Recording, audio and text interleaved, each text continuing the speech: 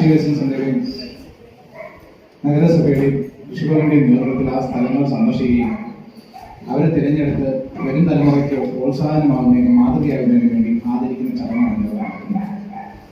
ഈ ചടങ്ങിന്റെ ഉദ്ഘാടനം നിർവഹിക്കാൻ ഇവിടെ എത്തിയിട്ടുള്ളത് നമ്മുടെ ഏറ്റവും ആദരണീയനും ബഹുമാനീയനുമായ കേരള നിയമസഭാ സ്പീക്കർ ശ്രീ ചിറ്റയം ഗോപാൽ അവர்களാണ്.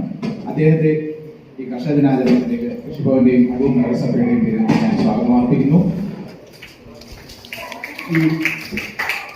ഈ യോഗത്തിന്റെ അധ്യക്ഷ സ്ഥാനം വഹിക്കുന്നത് നമ്മളെല്ലാം പ്രിയങ്കരനായ അടൂർ നഗരസഭ ചെയർപേഴ്സൺ ശ്രീ കെ മഹേഷ് കുമാർ അവர்களാണ്. അദ്ദേഹത്തെ ഈ യോഗത്തിലേക്ക് സ്വാഗതം ചെയ്യുന്നു.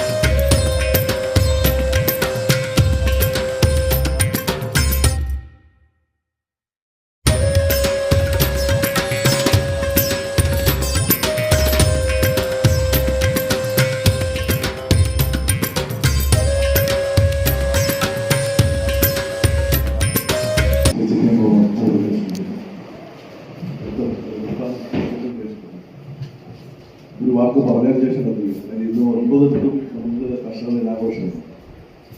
ഈ ചടങ്ങിന്റെ അധ്യക്ഷൻ കെ മഹേഷ് കുമാർ, നഗരസഭ ചെയർമാൻ ശിവൻ രാജ്, വേദിയിലിരിക്കുന്ന ശ്രീ മലാവതി, ശോഭ തോമസ്,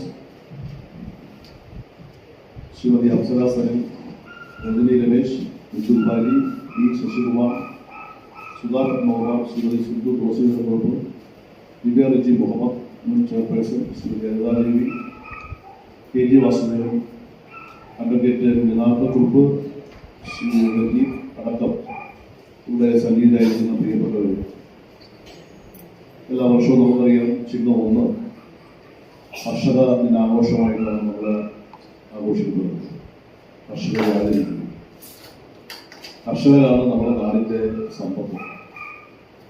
കർഷകരില്ല എങ്കിൽ നമ്മുടെ സമൂഹമില്ല.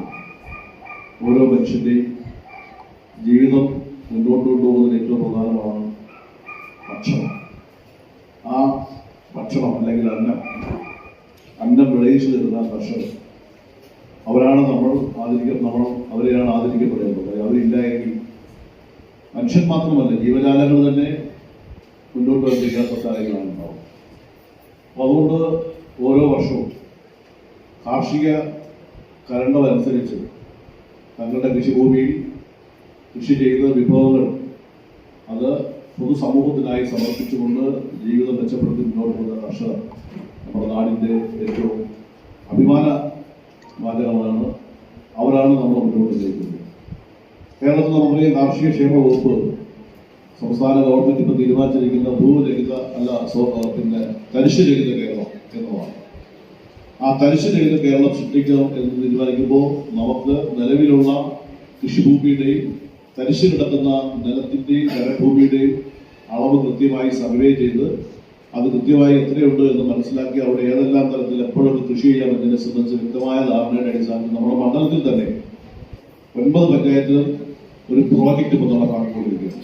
കാർഷിക സംസ്ഥാനത്തൊട്ടാകെ അത്തരം ക്യാമ്പയിനുമായി കൃഷി വകുപ്പ് കൊണ്ടുപോകും. ഈ ഘട്ടത്തിൽ കാർഷിക മേഖലയിൽ സ്വയം പര്യാപ്തത കൈവരിക്കാൻ കഴിയുന്ന തരത്തിലേക്ക് നമ്മുടെ നാടിനെ മാറ്റിമറിക്കുന്നതിൽ മുൻകൈയെടുത്ത് മുന്നോട്ട് പോകുന്ന കാർഷിക ക്ഷേമ വകുപ്പിനെ പ്രത്യേകം അഭിനന്ദിച്ചുകൊണ്ട് ഈ കർഷക ദിനത്തിൽ ഇവിടെ ഇന്ന് എത്തിച്ചേർന്ന മുഴുവൻ കർഷകരെയും അഭിവാദ്യം ചെയ്തുകൊണ്ട് ആദരവേറ്റുവാൻ എത്തിയിരിക്കുന്ന മുഴുവൻ കർഷകരെയും സംസ്ഥാന സർക്കാരിന് വേണ്ടി അഭിനന്ദനം അറിയിച്ചുകൊണ്ട് ഈ ചടങ്ങ് ഉദ്ഘാടനം ചെയ്ത് അറിയിക്കുന്നു. നന്ദി, നമസ്കാരം.